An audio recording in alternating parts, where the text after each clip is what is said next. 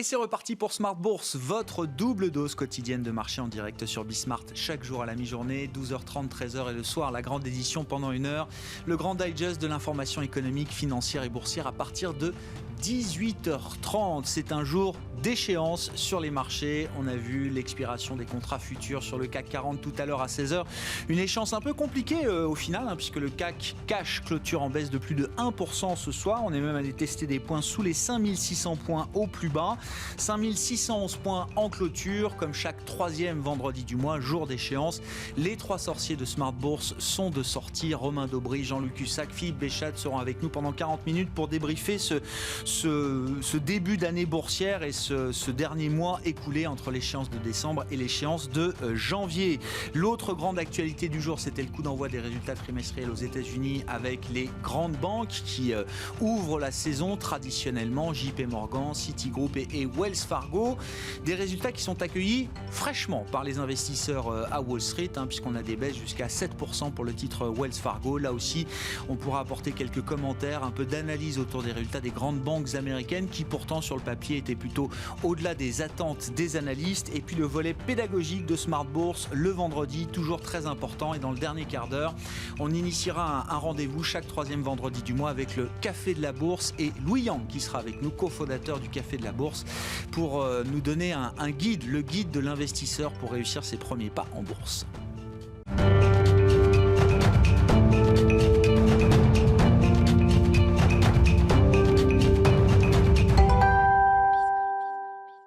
Mais d'abord, tendance mon ami, le résumé complet de la séance, les infos clés du jour, c'est avec Nicolas Pagnès depuis la salle de marché de Bourse Direct. Clôture dans le rouge ce soir pour le CAC 40. L'indice parisien perd 1,22% à 5611 points dans un volume d'échange d'environ 4,8 milliards d'euros. L'indice parisien qui perd sur la semaine 1,67%. Les investisseurs ont découvert l'American Rescue Plan voulu par Joe Biden hier dans la soirée. Celui-ci a détaillé un plan de relance de 1900 milliards de dollars concentré sur l'aide aux foyers américains, les aides aux collectivités locales ainsi qu'aux États, mais aussi le financement de la lutte contre l'épidémie.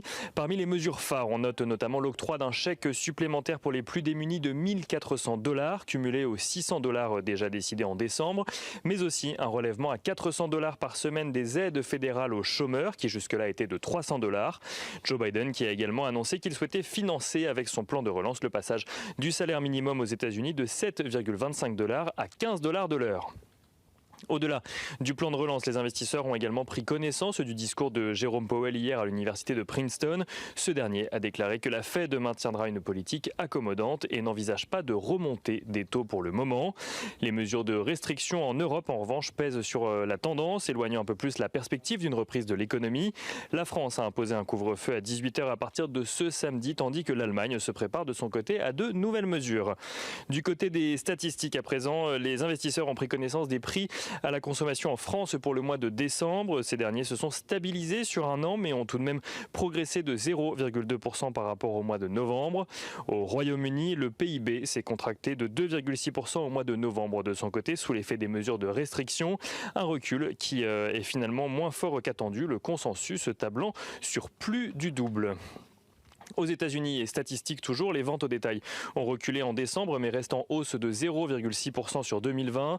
L'indice Empire State Manufacturing recule d'1,4 point de son côté, là où le consensus attendait une progression de 6 points. Et enfin, la confiance des consommateurs baisse légèrement de son côté aux États-Unis, donc toujours.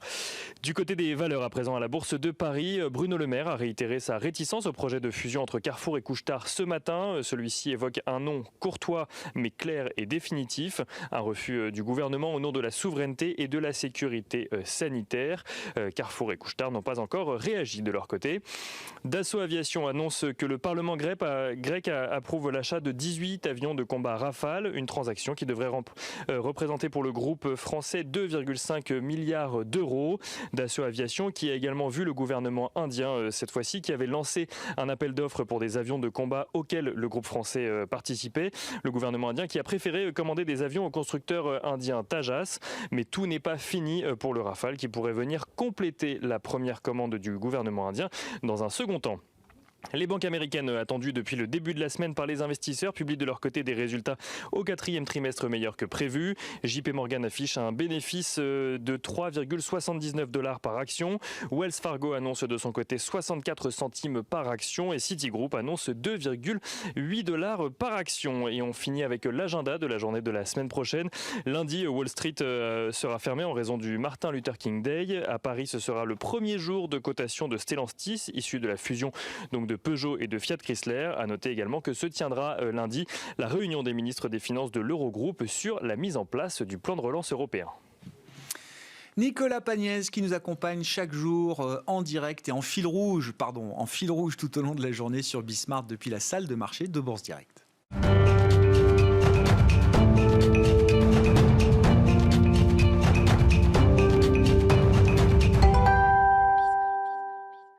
Le troisième vendredi du mois, c'est jour d'échéance sur les marchés. La première échéance de l'année, échéance mensuelle, et les trois sorciers de Smart Bourse sont de sortie. Romain Daubry nous accompagne comme chaque vendredi, le membre de la cellule Info d'Experts de Bourse Direct. Bonsoir et bienvenue Romain. Bonjour Gérard. Jean-Louis Cussac qu'on retrouve donc le troisième vendredi du mois, Perceval Finance Conseil. Salut Jean-Louis. Merci d'être là.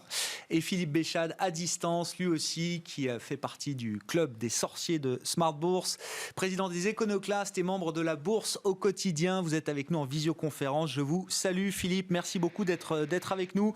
Bilan de cette première échéance de l'année. La compensation sur le CAC s'est faite à 5612,80 points. Romain, quel est le bilan que vous tirez de cette journée d'échéance ? Donc 73 points de plus que l'échéance précédente, donc une échéance haussière. Non, ce qui est intéressant, c'est que c'était une échéance qui était non-stop haussière quasiment jusqu'à aujourd'hui, puisqu'on avait évoqué la possibilité d'un trou d'air, en tout cas d'un mouvement après la dernière échéance. On a commencé l'échéance du mois de janvier avec un gap baissier, et puis pendant toute l'échéance du mois de janvier, on a progressé, on est monté de façon assez régulière, assez mécanique. Il faut se souvenir, donc la dernière échéance c'était 18 décembre, on est vite, début d'année, on est tombé à quoi ? Moins de 5003, enfin autour de 5003 sur le CAC, 5289 sur le futur CAC 40. 289 sur le futur. Sur le futur, un petit trou d'air. Le lundi, hein. Oui, le lendemain de l'échéance, c'est ça. On a perdu 4. Voilà, c'est ça. On a regagné 4 en 2 jours et 3,5 derrière. Et donc, depuis ce point bas, on a cessé de monter. Ouais, c'est ça. Et ce qui est intéressant, c'est la structure du rebond, la façon dont le mouvement se met en place. Comme tu disais, Jean-Louis, il y a 4% de hausse assez rapidement. Ouais. Ça, c'est un mouvement soutenu, étayé, un point d'entrée pour des investisseurs, à mon sens, avec du volume, du soutien. Et puis derrière, plutôt la spéculation qui se met en place et qui entraîne un mouvement, donc au-delà de 5400 points environ, qui se fait là, sans construction, avec peu de volume, un tout petit peu de soutien de côté du futur CAC 40, mais pas beaucoup. Pas de pression baissière et pas de contre-pied de vendeurs, contrairement à d'autres échéances, mais pas beaucoup de soutien. Et donc c'est comme ça qu'on a identifié des niveaux d'alerte qui sont intéressants. 5525 points, qui a été un premier point de repli qui a été testé dans le mois sur lequel on a rebondi, 5527 de mémoire. Et puis on est allé construire la dernière partie de la hausse pour aller chercher des niveaux techniques importants. Et toujours un marché qui se montre hyper technique. Donc il est allé buter sur des résistances importantes.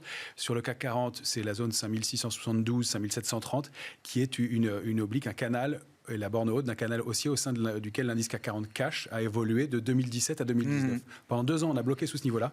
En octobre 2019, on a réussi à le franchir et puis on l'a rompu en allant avec la crise du Covid. Et c'est la même chose sur le Dow Jones. On arrive sur la borne haute du canal haussier de long terme du Dow Jones. Et donc on patine, on avait identifié ce niveau-là, 31 090 points aux alentours. On l'a bloqué dessus. Il aurait pu y avoir un passage en force avec les annonces de cette semaine.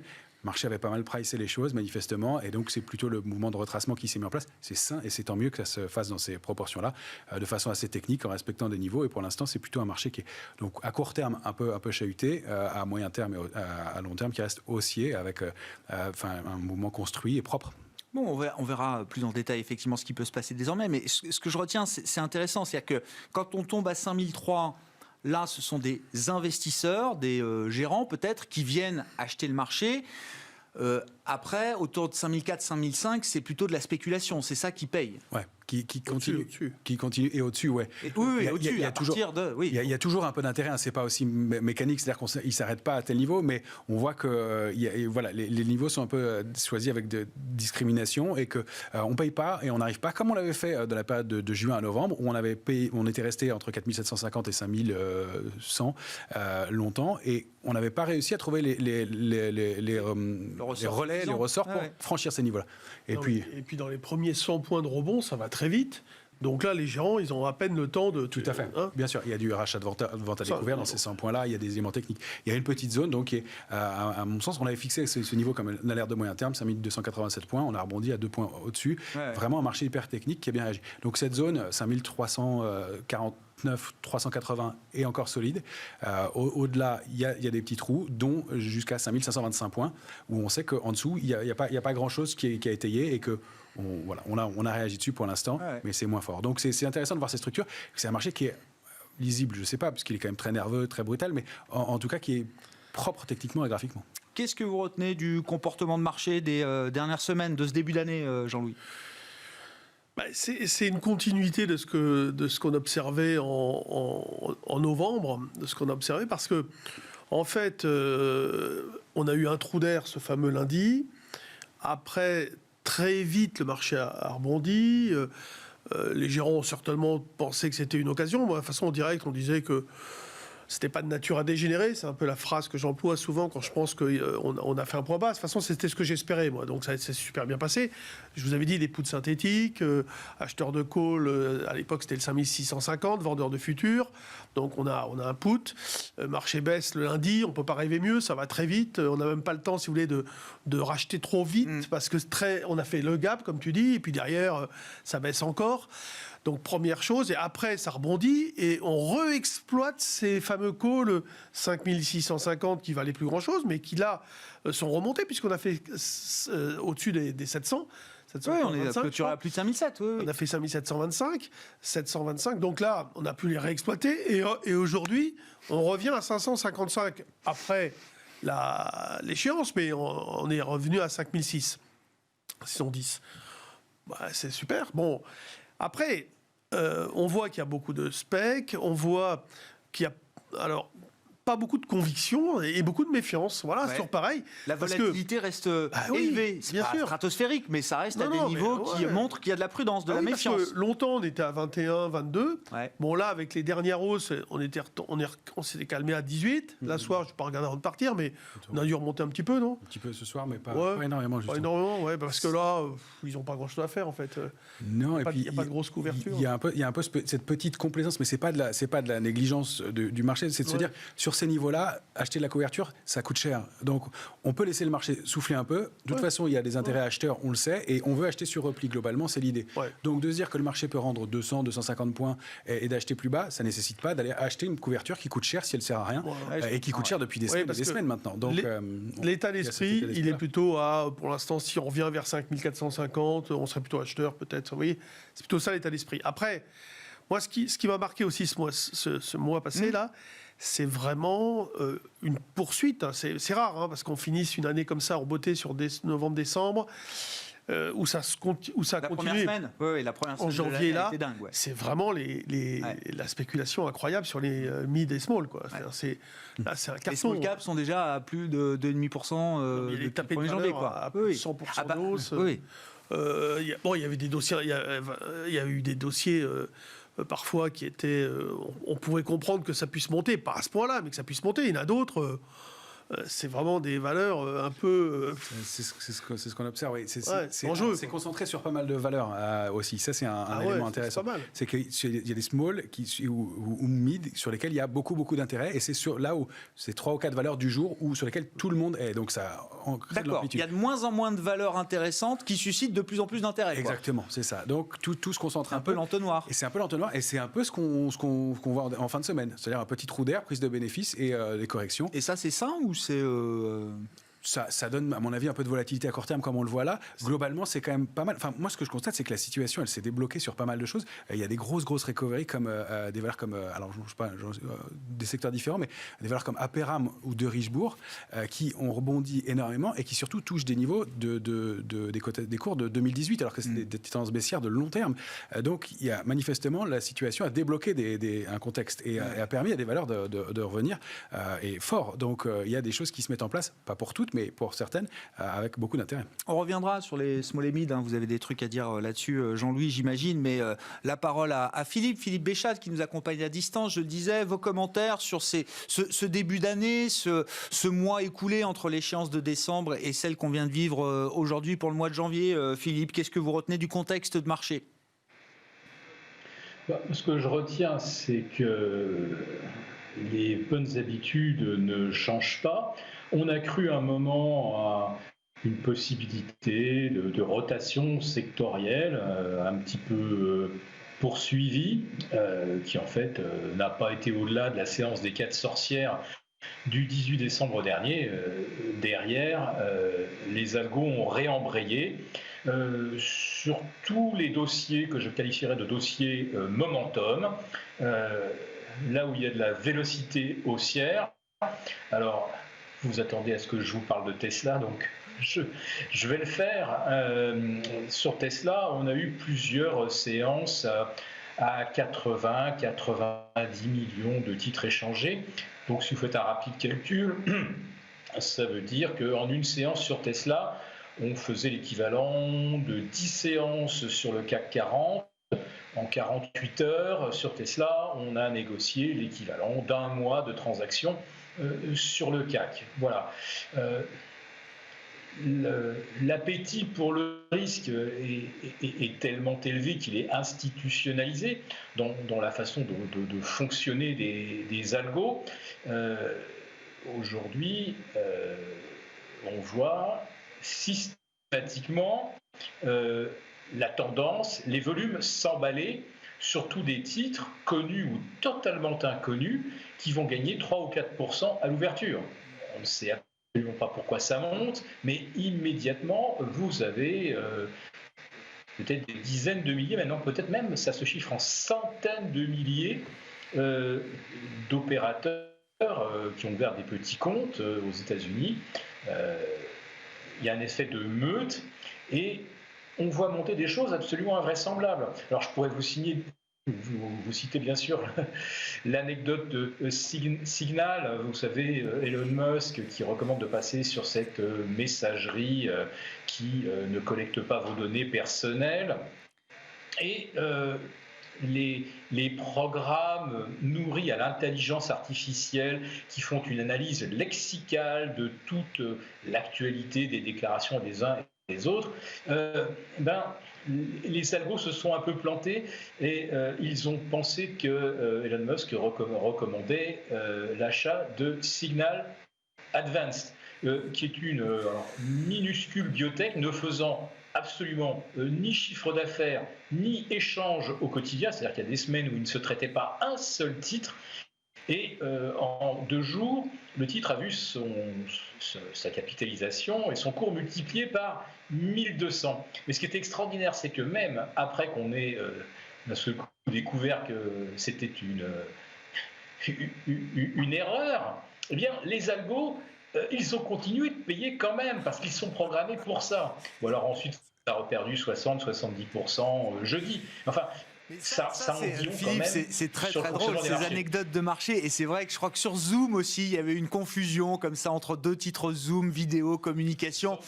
Ça reste anecdotique, ou vous dites c'est quand même très révélateur d'un contexte de marché particulier, parce que derrière Tesla, vous dites c'est la fin de la rotation sectorielle déjà. Est-ce que c'est vraiment le cas? Les matières premières continuent de monter, on a quand même toujours des valeurs cycliques qui semblent tenir le haut du pavé depuis quelques semaines, quelques mois maintenant. Est-ce que c'est vraiment la fin de la rotation ou pas, Philippe? Alors, les matières premières, c'est vrai, font un très beau parcours. Et puis, alors, je me suis posé la question, effectivement, qu'est-ce que ça donne en relatif? On avait atteint en mars 2020 le plus grand écart jamais observé entre le S&P 500 et l'indice CRB des matières premières. Et puis, à partir de fin octobre, les matières premières semblent prendre leur revanche. Mais en fait, quand vous regardez, quand vous faites le comparatif entre le CRB, le Nasdaq et le Russell 2000, eh bien en fait, ces indices continuent encore à accroître leur avance. Et l'écartement est encore plus grand au bout de 2 mois et demi. Alors là où c'est le plus spectaculaire, on y reviendra peut-être, et je sais que ça a été évoqué par Romain et par Jean-Louis, les small caps, c'est fantastique. Le Russell 2000 est à déjà 9,3% de hausse depuis le début de l'année, sur 14. On est à 10 séances et on est déjà à 8 records absolus et on est à 11 séances de records sur 14 depuis le 26 ou le 27 décembre. C'est quelque chose de fantastique. Le Russell 2000, c'est plus 33% depuis le 30 octobre. C'est plus 120% depuis le 18 mars dernier. C'est la plus forte hausse d'un indice américain de toute l'histoire et sur un laps de temps aussi court. Et quand je vous parlais de signal, parmi les valeurs du Russell 2000 qui prennent 30, 40, 50% en quelques jours, il y en a certaines sur lesquelles 90% des acheteurs ne savent absolument pas pourquoi ils les ont en portefeuille. C'est parce que leur algo a acheté ça. C'est du pur parce que c'était momentum. le titre qui boostait à la hausse. Très intéressant, effectivement, les small caps. Le Russell 2000 plus fort que le Nasdaq sur le marché américain. Si on revient à nos small caps à nous, peut-être en France, Jean-Louis et puis Romain, qu'est-ce qui se passe? Comment vous expliquez effectivement ce retour en force des small caps? Et pourquoi est-ce qu'on trouve... Alors, vous avez une liste de valeurs devant vous. Jean-Louis, vous me disiez, sur un mois, il y a encore des valeurs qui ont pris plus de 100%. Non, plus de 300%. Plus de 300%, oui, pardon. Jusqu'à 300, bon, alors après, 200. Il faut voir la taille de ces valeurs, hein, j'en sais rien. Mais bon, par exemple, de Richebourg, tu en parlais. De Richebourg, c'est pas une petite, oui. Oui, c'est 35%, c'est pas mal. Valneva 38, AB Science 61, DBV 124. Ouais. En fait, bon, aujourd'hui, on continue à gagner notre vie, plus ou moins bien, mais les marchés sont totalement noyés de liquidités. Et en fait, les gens, qu'est-ce qu'ils font de leur argent? Ils ne peuvent pas le dépenser, ils ne peuvent pas aller au resto, ils ne peuvent pas sortir, ils ne peuvent pas aller au théâtre, ils ne peuvent rien faire. Bon, donc moi, j'ai le sentiment que, à un moment donné, ils le placent. Ils le placent. La question qui va se poser, c'est à la fin, lorsqu'on va libérer toutes ces personnes, j'imagine, parce que c'est le cas un peu partout, hein, est-ce qu'ils ne vont pas vendre leur placement pour le récupérer et prendre du plaisir enfin? Voilà. Je pense à ça. Sur base communicant. Ouais, sur le fond, je pense vraiment que quand on aura... Et ça fait le marché. Ça peut faire le marché sur les small caps. Oui, non, mais plus pose que la ça. Question. Plus que ça. Moi, j'ai vraiment le sentiment que quand on va avoir on se reverra d'ici là, quand on va avoir une fenêtre de sortie, petit à petit, vous allez voir, les gens vont récupérer du cash. Et donc, il va bien falloir vendre des titres, etc. Moi, j'y crois à ça. Ça, ce serait le bon scénario. Ça sera un mouvement de fond, ça ne sera pas forcément de l'hyperspéculation. Alors après, est-ce que ça sera suivi par des gens qui vont anticiper, vendre avant, etc. C'est possible. Mais c'est intéressant parce que derrière cette idée-là, il y a l'idée que le jour où ça ira bien, pour l'économie réelle, ce sera beaucoup plus compliqué pour les marchés. Vous avez vu les marchés, ce qu'ils font. C'est quand même incroyable. Donc, cet argent, elle tombe un peu du ciel parfois. La situation, elle n'est pas mauvaise pour tout le monde non plus aujourd'hui.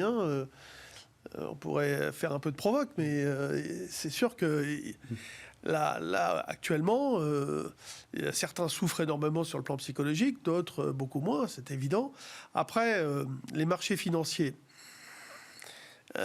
ils sont, encore une fois, bien soutenus par toutes ces liquidités, par des gens qui ne savent pas où mettre leur argent. Ils entendent que ça monte, donc ils vont voir ce qui se passe. Bon. Et naturellement, ils se retrouvent sur les small caps.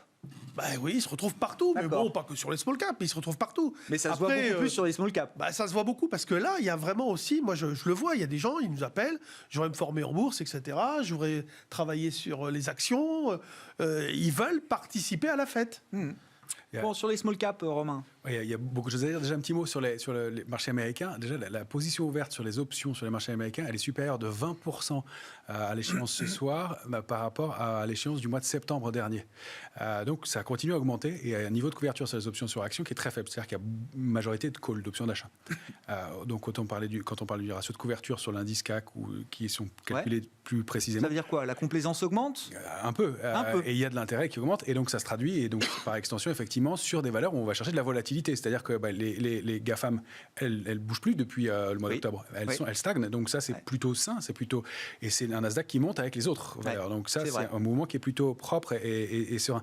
Si on dit que les GAFAM, c'est 50% du Nasdaq, ça veut dire que c'est les 50% autres pourcents qui font monter le Nasdaq encore aujourd'hui. Donc ça, c'est extrêmement positif. Et voilà. Sauf que il y a tout un contexte qui s'est mis en place en mars dernier. Il y a toute une génération qui s'intéressait à la bourse, qui n'avait pas d'alternative, qui voulait le faire et qui ne trouvait pas le temps. Elle a trouvé l'opportunité, le temps, le timing avec un point d'entrée sur les marchés et les outils aussi pour le faire avec énormément de contenu en ligne, etc.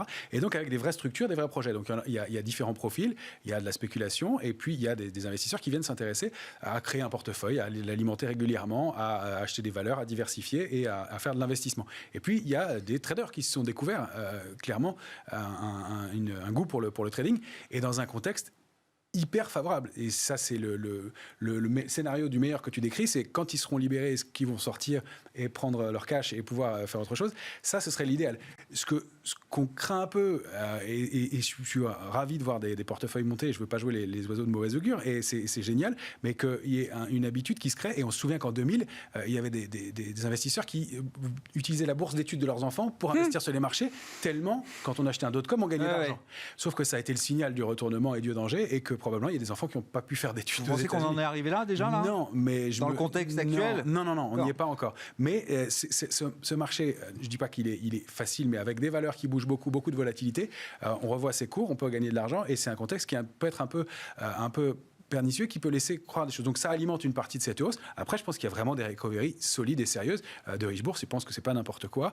Il se passe quelque chose. À Peram, c'est pareil. C'est tout un secteur qui bouge avec une demande. Donc il y a des valeurs pour lesquelles c'est justifié. Est-ce que le marché fait un peu plus le tri d'ailleurs aujourd'hui, si on laisse de côté les très petites capis ou les micro-caps, mais sur des valeurs quand même de taille respectable, de taille moyenne, est-ce que le marché est de plus en plus discriminant ? C'est exactement C'était très sectoriel en 2020. Est-ce que ça le sera moins en 2021 ? À mon avis, c'est exactement le thème de 2021. C'est qu'on va devoir être beaucoup plus sélectif, beaucoup plus de sélectivité dans les dossiers. D'ailleurs, on va pouvoir commencer à le voir avec la saison des résultats trimestriels aux États-Unis.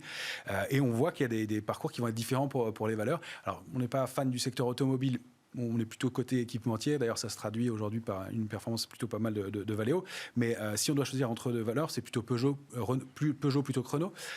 C'est Natixis plutôt que le Crédit Agricole, si on veut s'intéresser au secteur bancaire. On va commencer à vraiment faire du tri à l'intérieur des valeurs. C'est Hermès plutôt que Kering. À l'intérieur des secteurs. C'est Hermès plutôt que Kering. Donc, on le voit, oui, il y a des discriminations qui sont en train de se mettre en place. Il y a des secteurs qui vont rester intéressants globalement, mais des valeurs qui vont tirer plus leur épingle du jeu. Le trio Airbus, Safran, Thales est pas mal. On va préférer Airbus, qui a une configuration un peu plus positive pour les semaines ou mois à venir. Donc je pense que ça va être le thème. Et effectivement, sur les small et mid caps, il va y avoir des vraies recoveries et des vraies histoires qui vont se mettre en place. En plus, il y a tout un mouvement de fusion-acquisition qui est aussi important. Donc qui va créer des vraies histoires. Et puis, il va y avoir des risques aussi, bien entendu. Marché plus sélectif, vous êtes d'accord avec ça, Jean-Louis ? Et vous nous disiez, avant qu'on prenne l'antenne, vous avez, ce qui vous a été le plus favorable, c'est votre stock picking finalement au cours des dernières semaines. C'est le stock picking action, c'est plus que les stratégies optionnelles, c'est le stock picking action qui vous a fait gagner le plus. Oui, tout à fait. Des valeurs comme Valneva, Novacite... Transgène, bon, il y en a plein. Et alors, qu'est-ce que ça nous dit que le marché devienne plus sélectif, plus discriminant ? On change un peu de régime. Non, depuis quand même un bout de temps. C'est pour ça que le marché, je considérais qu'il n'était pas vraiment vulnérable, parce que dès qu'il y a quand même des nouvelles qui amènent un doute sur le dossier, il y a quand même des grosses sanctions. Atos, c'est bref. Il y en a d'autres comme ça qui se sont pris des claques. Je pense que les gens ne sont pas prêts à payer n'importe quoi. Ils sont prêts à payer très cher de la visibilité. Et dès qu'il y a un pépin, boum. Mais c'est vrai que la grosse différence par rapport à il y a quelques années, c'est s'il y a de la visibilité, on paye. Et on paye très cher, au-delà de ce qu'on pouvait imaginer il y a quelques temps. Alors peut-être qu'après, on dira que le PER, si on revient aux notions de PER, à une époque, il était à 12, après à 15, après à 18, après à 25, 35. Oui. La cherté des actions moyennes augmente structurellement presque d'une certaine manière. Parce qu'aussi on le décide, si vous voulez, pareil. Bon, puis le marché français, c'est un petit marché, donc de toute façon, il n'y a pas beaucoup de choix au niveau des actions à forte visibilité, etc. Pour ça, vous retrouvez des LVMH au plus haut historique, tout simplement. Ça bouge pas. Après, vous allez voir, moi j'ai donné Sanofi cette semaine, on voit des touches à l'achat. Je l'ai vu bien repartir à 78-119. Là, ce soir, elle était à 81, je n'ai pas vu la clause, mais on voit que peut-être ça va faire partie des valeurs en retard qui vont venir chercher, parce que, malgré tout, Sanofi, ce n'est pas non plus une valeur qui est une mauvaise valeur. Oui, effectivement. Non, mais bon, pas une mauvaise valeur, j'en sais rien, ça fait rien, Sanofi. Ils vont peut-être venir la payer, justement. D'accord, oui, c'est ça. 7% du CAC, de toute façon. En 2020, c'est pas une bonne valeur, Sanofi. Oui, c'est vrai. Mais elle pèse 7% du CAC. Oui, elle est incontournable. Incontournable. Elle a été solide en début, effectivement.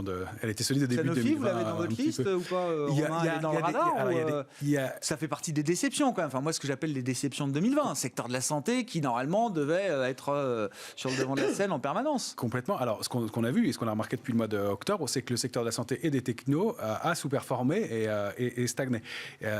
C'est un peu toujours le cas. Il y a des frémissements depuis quelques jours sur ces deux secteurs-là, parce qu'on continue à regarder de façon globale sectorielle, et ensuite on trie parmi les secteurs. Et effectivement, Sanofi donne des signaux de frémissement depuis quelques séances. Il y a un petit intérêt. De même que pour le secteur technologique, où ça a l'air de frémir un peu à nouveau. Pour l'instant, ce sont des secteurs qui stagnent. Et il va falloir, effectivement, et on va en savoir plus dans les jours qui viennent, très, très certainement, avec les résultats des entreprises américaines qui vont donner un peu là sur les tendances. Ouais. Et puis le niveau des taux d'intérêt aussi, on n'en a pas parlé, mais c'est vrai que le niveau des taux longs joue beaucoup aussi sur des valeurs qui ont des profils à duration longue, dans la pharma, dans les télécoms, dans la techno. C'est là où on peut valoriser évidemment de plus en plus chèrement ces entreprises au fur et à mesure que les taux restent bas ou continuent de baisser. On a vu des taux longs américains qui font débat, qui ont monté quasiment jusqu'à 1,20 et puis on s'est un petit peu détendu. On est autour de 1,10 à moins de 1,10 je crois sur le 10 ans américain en cette fin de semaine. Philippe Béchade, on vous retrouve. Je vous repasse la parole et je voulais bien que vous nous apportiez quelques éléments d'analyse sur les banques américaines. On quitte le monde des small caps pour les géants de Wall Street qui sont les premiers traditionnellement à publier les résultats trimestriels. Donc aujourd'hui, c'était JP Morgan, Citigroup et Wells Fargo. Les réactions de marché sont assez fraîches, Philippe. Oui, y compris sur JP Morgan qui annonce un bénéfice record de 12,10 milliards de dollars. Progression de 42% par rapport au trimestre correspondant de 2019. Et puis le marché finalement a l'air de bouder son plaisir. Enfin, entre bouder son plaisir et tirer à boulet rouge sur Citigroup et sur Wells Fargo, avec des écarts de moins 6, 6,5 jusqu'à moins 7, on a l'impression qu'il y a une grosse fâcherie. On ne comprend pas très bien. L'immobilier, ça boom. Les risques de pertes sur défaut de crédit, elles ont l'air d'être relativement bien maîtrisées. Mais en fait, quand on regarde par structure d'apport au profit, il est évident que JP Morgan, ce sont les activités de marché, Citigroup y est moins et Wells Fargo pas du tout. Et en fait, la récente remontée des taux, elle aurait dû profiter quand même aux valeurs bancaires. Toujours le même calcul, entre du 10 ans à 0,80 et du 10 ans à 1,15, on gagne un petit peu mieux sa vie. Mais ça fait pchit. Et moi, j'y croyais un petit peu quand même au scénario du troisième étage de la fusée haussière après les techs depuis mars 2020. Ensuite, on a enchaîné sur un peu plus de value, effectivement. Et les semi-conducteurs ont continué et on pouvait se dire qu'après, qu'est-ce qui pouvait arriver ? Peut-être enfin les valeurs bancaires qui ressortent et il se passe malheureusement pas grand-chose, on est toujours déçus. Alors je vais quand même attirer votre attention sur, je dirais pas une nouvelle opportunité qui s'offre aux banques, mais il y en a quand même beaucoup qui participent à des levées de fonds par ce qu'on appelle des SPAC. Les SPAC, ce sont des véhicules d'investissement sans objet social qui rachètent des entreprises. On va revenir bien sûr à ces fameuses small cap. Et une fois qu'une SPAC a pris une certaine fraction du capital, elle peut en devenir majoritaire et ensuite elle peut s'introduire en bourse comme un intervenant sur tel ou tel domaine. Et alors il s'est passé quelque chose d'assez extraordinaire, c'est que en fin d'année, avec l'envolée du Bitcoin, il y a des entreprises qui se sont mis à acheter du Bitcoin. On va dire qu'ils pouvaient fabriquer, je ne sais pas, des gaufres ou du jus de fruits. Et en se mettant à ramasser du Bitcoin, ils ont commencé à avoir une trajectoire boursière qui s'apparente à celle du Bitcoin.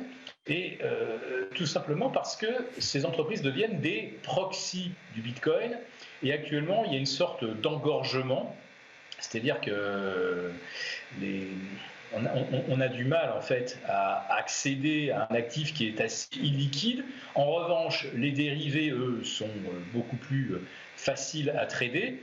Et vous allez comprendre pourquoi ça pose un problème et qu'on est très friand de ces proxys du Bitcoin. C'est que vous prenez un opérateur comme eToro, je ne fais pas de publicité, là depuis le 1er janvier, ils ont ouvert déjà 400 000 comptes de trading. Donc je rebondis sur ce que disait Jean-Louis. Effectivement, vous avez énormément de gens aujourd'hui qui viennent en bourse et on s'aperçoit par exemple sur un actif, un crypto-actif, et le Bitcoin en particulier, que l'activité est maximale le week-end quand tous les autres marchés sont fermés. Alors, la nuit, on nous disait « Ah oui, mais c'est les Coréens, c'est les Japonais ». Alors, on se demande bien pourquoi le Bitcoin se mettait à monter pendant que les Coréens déjeunaient, si vous voulez, à 5 h du matin. Là, c'est très très clair. 400 000 comptes ouverts depuis le 1er janvier, c'est quelque chose d'extraordinaire.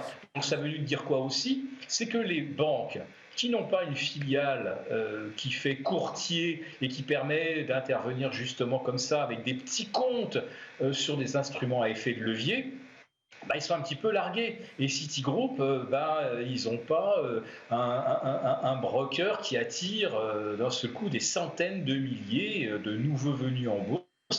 Pareil pour Wells Fargo, qui a un business model très traditionnel, orienté vers le crédit immobilier.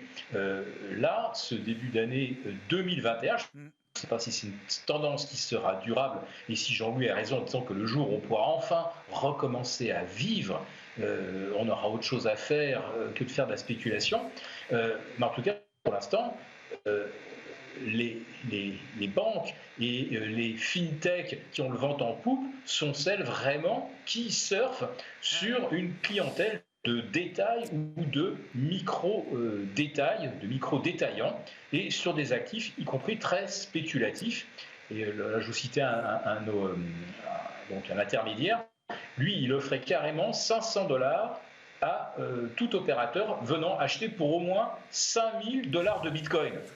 Vous vous rendez compte? Vous êtes subventionné à hauteur de 10% sur une prise de position sur un actif aussi spéculatif. Bon, ce sera intéressant de voir si Robinhood entre en bourse comme il est prévu que la plateforme puisse le faire cette année. Effectivement, ça a été là aussi un des emblèmes de 2020, la plateforme de la nouvelle génération, la plateforme de trading de la nouvelle génération aux États-Unis. Bon, le Bitcoin qui a pris un petit coup dans l'aile après un record à plus de $42 000. On est autour de $36 000 au moment où on se parle. Je voulais peut-être qu'on dise un mot des devises plus traditionnelles, de l'eurodoll. La dernière fois qu'on s'est retrouvés tous ensemble le 18 décembre dernier, l'objectif c'était 1,24, vous nous disiez, Jean-Louis.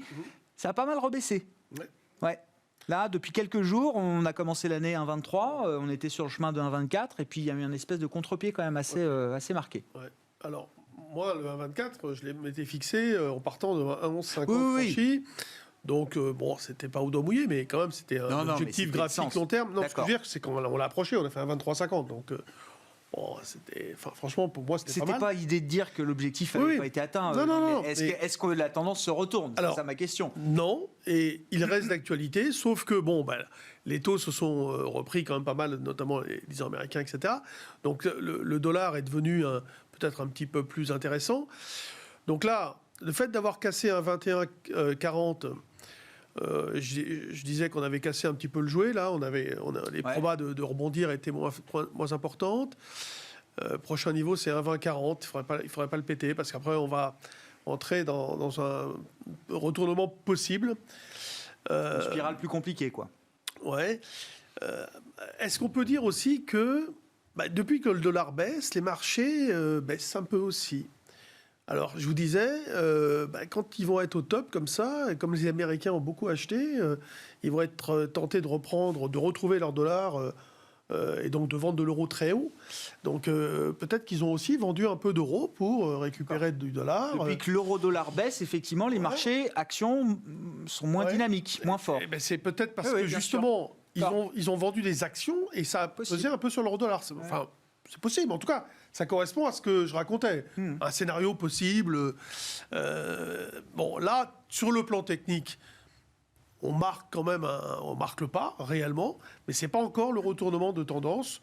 Donc, ça peut repartir, c'est possible. Hein. 1,20,40 quand même. Moi, je surveille un 20,40, un niveau important. Il ne faudrait pas qu'on passe trop dessous, même pas du tout, si c'est possible. Bon, 1,20, 85, 90, là, au moment où on se parle. Sur l'eurodoll, est-ce qu'il y a un commentaire à faire aussi, Romain? Il y avait une grosse résistance à 1,22,28, 1,22,40 qu'on avait donné avec des extensions possibles à 1,24, 1,25 effectivement. Elles n'ont pas été touchées. Il y a un petit retournement. On avait évolué dans un trading range, un 16,60, un 19,06. On en est sorti par le haut. On est allé chercher la cible suivante. On patine un peu depuis et c'est un mouvement qui reste haussier. La position spéculative a stagné aussi, donc l'actif stagne aussi. Pour l'instant, c'est plutôt sain. Et effectivement, les 1,20,40, 1,21,40 que tu donnes sont des médianes de ce trading range-là. Pour moi, le niveau de retournement, il est vraiment plus bas. Il est déjà sous un 19,06, voire même un 17,82 si on veut vraiment chercher l'invalidation de la tendance, mais on n'en est pas là. On verra, on va rentrer à nouveau dans une séquence banque centrale. La BCE tient sa réunion, je crois, la semaine prochaine, jeudi prochain, le 21. Et puis ensuite, la Fed. Donc on verra la Fed qui débat de manière intense sur son programme d'achat d'actifs. Faut-il envisager de le réduire? Faut-il pour l'instant continuer à 120 milliards de dollars par mois? Donc les débats sont installés en ce début d'année 2021. Philippe, un commentaire rapide parce qu'il nous reste plus de temps sur l'euro-dollar si vous le souhaitez. Donc je vais aborder cette paire par le biais des taux et des rendements. Donc progression assez franche du 10 ans américain. On est passé de 0,85 à 1,15. Là, à 1,15, on commence vraiment à toucher une zone qui est très importante. Vous pouvez me pencher un petit peu parce que je suis en train d'afficher le graphique. Au-delà de 1,10, ça commence à devenir très chaud. Parce que au-delà de 1,15, là, ça devient parabolique. Il n'y a strictement plus aucune étape prévisible. C'est une directissime jusque vers au moins 1,45.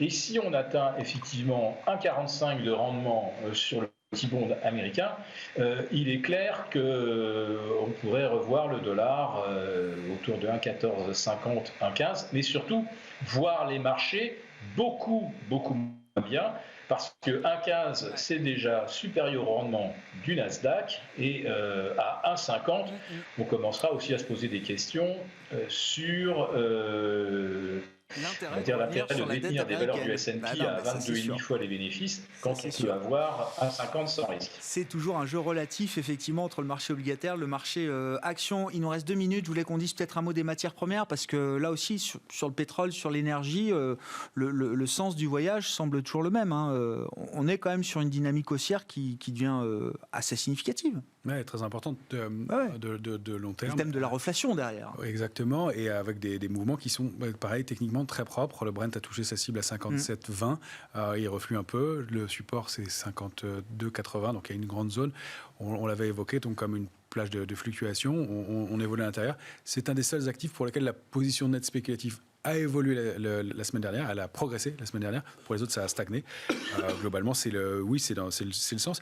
Il y a un mot à dire aussi sur les matières premières, l'or et l'argent, bien sûr, métaux précieux, mais qui sont intéressants. C'est que là, il y a un petit repli. C'est toujours au-delà de lignes de tendance haussière de moyen et long terme. Et ce qu'on constate, c'est que quand le marché baisse comme il le fait là, alors que ces actifs-là baissent aussi, pour moi, ce ne sont pas des alertes très fortes et très sérieuses sur les indices. Ça veut dire qu'on débloque du cash pour défendre des positions. On n'est pas dans un stress test, on n'est pas dans un marché de stress qui irait payer des actifs refuges forts. Donc c'est aussi un des critères. Et pour l'instant, on a des évolutions qui sont plutôt correctes sur les différents actifs. Or, l'argent nous intéresse toujours principalement comme actif à moyen et long terme. Pour le reste, oui, la tendance reste haussière et on le voit sous forme de panier. Ça fonctionne très bien. C'est une de nos positions importantes pour cette année. Ouais. Pour cette année, oui, c'est ça. C'est un pari stratégique là, pour 2021. En conclusion, sur le CAC, on le rappelle, clôture du CAC 40 cash à plus de 5600 points. Qu'est-ce qu'on va surveiller? Marché un peu plus chahuté, c'est ce que vous disiez en début d'émission, Romain? Oui, on va regarder un peu en dehors des indices, comme on le disait, faire plus de sélection, du stock picking, et on va regarder la saison des résultats, voir comment tout ça se déroule. Ouais. Quelles sont les réactions? Vous le disiez, des sanctions sur certains dossiers, des dossiers qui sont portés au nu pour d'autres. Donc voilà, pour les indices, le niveau de 5730 va être vraiment intéressant à surveiller. La première alerte, c'est 5525 points sur le futur CAC 40. En dessous, il y a cette zone au maximum, à mon sens, de 349, 380 dans l'immédiat, en remontant un peu le niveau d'alerte. L'alerte de moyen terme, c'est 5287, mais toujours de la volatilité à l'intérieur de ces niveaux-là, mais de l'intérêt, clairement. Bon. Quel peut être le profil là, du nouveau mois qui commence en bourse, Moi, je continue de penser que le CAC 40 ne peut pas progresser significativement. Je pense qu'il faut accumuler le maximum d'écart. Je pense toujours qu'on peut revenir vers les 5003, ça serait super, avec un petit choc systémique comme ça. Il n'y a pas de raison pour l'instant, mais ça serait vraiment une bonne chose. Ne nous dites pas que 5007, c'est le point haut de l'année. Ah, mais moi, alors, je travaille toujours en fonction de probabilité, mais peut-être. Moi, je pense que c'est possible. Ouais. Non, mais je le vois pas. C'est pas impossible qu'on ait déjà fait le point haut de l'année sur la première semaine. C'est pas impossible.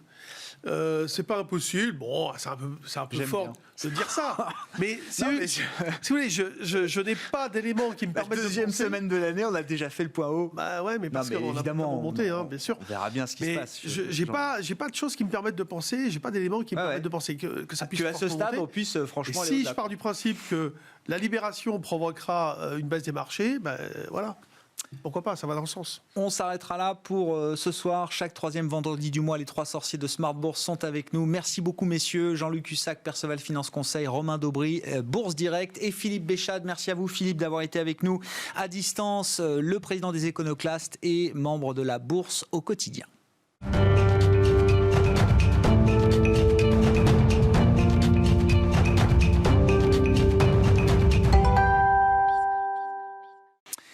Le vendredi, c'est pédagogie dans Smart Bourse. Vous le savez, c'est le dernier quart d'heure de Smart Bourse ce soir. Et comme c'est le troisième vendredi du mois, la leçon de trading de Bourse Direct laisse désormais la place à la chronique de Louis Yang, qui vient nous voir, cofondateur du Café de la Bourse. Bonjour et bienvenue, Louis. Bonjour, Grégoire. On initie avec vous ce premier rendez-vous. J'espère qu'on va pouvoir le maintenir chaque troisième vendredi du mois. Effectivement, jour particulier sur les marchés. On a eu nos traders pour parler de l'échéance mensuelle sur le CAC et sur les autres indices. Et donc, on a la place pour parler pédagogie avec vous pendant un quart d'heure. Un mot quand même du Café de la Bourse. Je suis retourné voir votre site. Oui, j'ai vu qu'il existait depuis 2007. Oui, ça fait un petit moment désormais. Ça fait presque 15 ans maintenant. Ouais. Hein. Oui, donc Café de la Bourse, en fait, a deux déclinaisons, Café du patrimoine et Café du trading. L'idée, c'est de proposer un magazine financier en ligne qui permet aux investisseurs particuliers d'avoir du conseil, des analyses pour investir en bourse et également gérer son patrimoine au sens large en fonction du risque, de son appétence au risque et de son horizon de placement à court, moyen ou long terme. Vous allez nous apporter comme ça, une fois par mois, quelques éclairages sur les thèmes boursiers qu'on va pouvoir décliner avec vous. On va parler déjà des premières étapes pour investir en bourse. Mais vous avez ressenti, on en parlait là aussi avec nos invités précédemment, vous avez ressenti un regain d'appétit, de nouveaux particuliers, de nouveaux investisseurs qui se sont intéressés au marché boursier, quelle que soit leur logique, j'ai envie de dire. Ouais, Vous l'avez ressenti ? Ah oui, beaucoup. En fait, ça a vraiment commencé avec l'introduction en bourse de la FDJ, il y a un peu plus d'1 an et demi. Oui. Et ça s'est poursuivi avec la crise du Covid, le krach qui a eu lieu et justement la remontée, la volatilité aussi sur certains marchés. Nous, par exemple, cette semaine, on a couvert beaucoup lié aussi aux IPO qui ont eu lieu aux États-Unis l'année dernière. Donc là, on a couvert un sujet sur les futurs d'IPO de cette année qui sont les plus attendus. Vous avez parlé de Robinhood notamment et d'autres. Et après, on essaye aussi de vraiment avoir une approche globale du patrimoine. Donc on va parler de l'immobilier, de l'assurance vie et des fonds euros, des performances des fonds euros et évidemment des crypto-monnaies. Incontournable aujourd'hui. Non mais c'est très bien parce que tous les horizons de temps sont représentés, le trading, le placement, l'investissement de moyen voire très long terme. Rappelons que justement la bourse se veut un placement et un investissement de long terme. On peut faire du trading bien sûr, mais je crois que là le sujet qu'on développe avec vous, Louis, c'est plus pour des investisseurs ou des premiers investisseurs qui voudraient justement réussir leur entrée en bourse. Peut-être déjà revenir à la définition de ce qu'est une action. C'est ce qu'on achète quand on investit en bourse. Oui, exactement. Je pense que c'est très important de revenir sur la base de l'investissement en bourse, parce que je parlais à l'instant de l'IPO de la Française des Jeux. C'est bien beau d'entrer en bourse en souscrivant une introduction en bourse, mais après qu'est-ce que je fais ? Comment je gère mon portefeuille ? Quelle action je choisis, etc. Donc pour revenir aux actions, avant tout c'est bien de rappeler que c'est la part du capital d'une entreprise. Donc en fait on devient actionnaire, on devient propriétaire d'une petite part de l'entreprise, ou plus grande si on prend plus d'actions. Mais disons qu'il y a vraiment ce côté propriété, donc ça c'est important, et ça permet de voter en assemblée générale, donc d'influer sur la stratégie de l'entreprise. Donc ça, c'est très important. Après, on vient en bourse, évidemment, pour la démocratie actionnariale, c'est pas un vain mot, c'est vraiment quelque chose qui existe. Tout à fait. Et d'ailleurs, les grands groupes essayent justement de fédérer les actionnaires qui sont nominatifs en les incitant davantage à participer aux assemblées générales ou pour certaines actions, même offrir des actions pour les personnes qui ont détenu des actions sur une durée longue. Ah ouais. Comment est-ce qu'on achète des actions alors ? C'est ça la question. Alors, on achète des actions via un intermédiaire financier qui peut être un courtier en bourse, un courtier en ligne, ça peut être une banque. Donc, c'est assez large. Donc ça permet en fait d'aller en bourse et en fonction de votre intermédiaire financier, vous allez pouvoir avoir accès soit aux actions du CAC 40 évidemment, mais également à des actions du Nasdaq ou d'autres marchés. Donc ça va vraiment dépendre de l'intermédiaire que vous choisissez. Et puis l'autre solution, c'est d'arriver en primeur. Donc, participer à une introduction en bourse. Par exemple, Airbnb, le mois dernier, c'était une introduction qui était très attendue. Et donc ça, c'est une manière aussi d'arriver en bourse. Le titre a pris plus de 100% sur la première journée de bourse, je crois, Airbnb, effectivement. Bon, ça montre qu'il y a... Et c'est la bourse, il y a des phénomènes d'exagération, d'exubérance, il faut le comprendre et le savoir, effectivement, pour être un investisseur aguerri. On peut acheter la bourse, on peut investir en bourse sans détenir en direct des actions. Il faut le comprendre, ça aussi, Louis. Oui, parfois on peut être investisseur en bourse sans le savoir, en fait. Et oui. Lorsqu'on investit dans des fonds, donc notamment des SICAV, qui est peut-être le type de fonds le plus connu. Donc on peut détenir une part de SICAV qui, elle, va investir dans une multitude de sociétés. Et en fait, c'est le gérant de la SICAV, donc le gérant de portefeuille, qui va faire le stock picking, donc la sélection de valeurs pour vous, et qui va avoir le market timing, c'est-à-dire décider à quel moment acheter ou vendre une action. Donc vous déléguez en fait la gestion de votre portefeuille, mais par contre il faut quand même choisir les fonds. Donc il y a quand même un travail de sélection à réaliser. Oui, mais vous dites, effectivement, parfois certains se retrouvent à être investis en partie en actions en bourse sans le savoir, à travers des plans d'épargne, entreprises ou autres. On ne regarde pas trop où on met son argent, on pense que c'est du fonds traditionnel obligataire, et non, il y a parfois une poche action. Oui, et de plus en plus d'ailleurs. Et de plus en plus, effectivement, c'est même recommandé de plus en plus d'avoir une poche action. De par le contexte actuel, les fonds euros sont de moins en moins performants. Les plus performants vont nécessiter une part de souscription en unité de compte obligatoire. Donc, toutes les personnes, via l'épargne salariale ou des assurances vie, qui ont des OPCVM, sont en fait investisseurs en bourse. Ça, c'est les fonds traditionnels, SICAV, OPCVM, effectivement. On voit aussi depuis plusieurs années la vague de la gestion indicielle qui s'oppose à la gestion active, dont la gestion faite par le gérant qui sélectionne titre par titre les entreprises qu'il entre dans son fonds. Donc là, on parle d'ETF, de tracker. C'est une terminologie, de plus en plus démocratisée aujourd'hui, mais il faut peut-être expliquer aussi ce que sont ces types de produits. Oui, tout à fait. Les ETF, c'est vrai que ça fait un petit moment qu'il y a un engouement autour, mais il reste encore un potentiel de croissance très élevé, notamment en France, si on se base par rapport à la quantité d'ETF qui est utilisée aux États-Unis par les investisseurs particuliers. Ce sont les produits les plus traités sur le marché américain. Les produits de marché qui sont les plus traités au quotidien sont des ETF. Tout à fait. Et les ETF, donc pour expliquer simplement, pour revenir à la base, ce sont des fonds indiciels cotés en bourse, donc qui peut être traité comme une action. Et c'est des ETF qui vont être sur des indices, tout type d'indices. Donc ça peut être l'indice CAC 40, Nasdaq, mais ça peut être d'autres types d'indices plus évolués, ça peut être des indices sectoriels, etc. Donc l'idée, c'est vraiment essayer de reproduire à l'identique la performance de son indice de référence. Des indices ESG, les fournisseurs d'ETF nous disent que ça a été la grande année des ETF ESG. Là, évidemment, tout le monde veut de l'ESG aujourd'hui, donc prendre en compte les critères environnementaux, sociaux et de gouvernance. Des ETF ESG ou des fonds ESG ou des fonds ESG, bien sûr, oui. Différentes thématiques sur le social impact, sur le développement de l'énergie propre, l'énergie renouvelable. Oui, c'est vrai. On peut aller très précisément sur des thématiques particulières. Oui, tout à fait. Sans être forcément obligé d'acheter l'ensemble du marché du S&P 500. Et puis enfin, les produits dérivés. Il faut en dire un mot parce que ça permet d'être exposé effectivement au marché actions sans détenir d'actions en direct, en l'occurrence. Qu'est-ce qu'on peut dire de cette catégorie de produits spécifiques, Louis ? Alors, c'est très large. C'est-à-dire que là, on peut citer les turbos, les varants, les options, futurs, produits structurés, etc.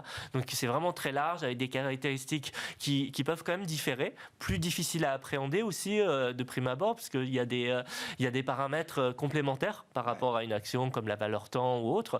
Donc il faut s'y intéresser parce qu'on peut mettre en place des stratégies intéressantes. On peut gérer du coup de son portefeuille boursier de manière plus sophistiquée. On peut utiliser l'effet de levier, par exemple, qui permet, lorsqu'on a une anticipation, d'amplifier en fait la performance si l'anticipation est bonne. En revanche, si elle est fausse, ça amplifie les pertes aussi. Donc c'est pour ça qu'il faut quand même faire attention à ce ça nécessite un apprentissage. Il faut le dire quand même. Oui, exactement. Produit, Il vaut mieux ne pas débuter en bourse via des produits dérivés. Après, il ne faut pas l'exclure en se disant c'est plus risqué. C'est pas toujours vrai parce que j'évoquais les produits structurés. Au contraire, les produits structurés, c'est une manière d'arriver en bourse et d'avoir une protection partielle de son capital. Et donc l'effet de levier, mais ça peut aussi être une autre stratégie qui est de profiter d'une baisse. Si on pense à l'exubérance actuelle des marchés, si on cite Tesla par exemple, on peut se dire que ça va peut-être se retourner. Et à ce moment-là, un produit dérivé du type put, comme une option put ou un turbo put, à la baisse. Exactement, et du coup de valider un scénario de marché. Bon, voilà pour quelques recommandations, mais évidemment tout ça nécessite d'être approfondi. Et Café de la Bourse est là pour ça, pour vous aiguiller. Smart Bourse sur Bismart également, mais on vous apporte un éclairage pédagogique avec Louis Yang, donc chaque troisième vendredi du mois, qui sera avec nous à 19h15, cofondateur du Café de la Bourse. Voilà donc pour cette première chronique avec vous, Louis, et les premières étapes, les premiers pas pour investir en bourse et s'intéresser au marché actions. Merci beaucoup, Louis, d'avoir été avec nous. Très bon week-end à toutes et à tous. On se retrouve lundi en direct à 12h30 sur Bismart.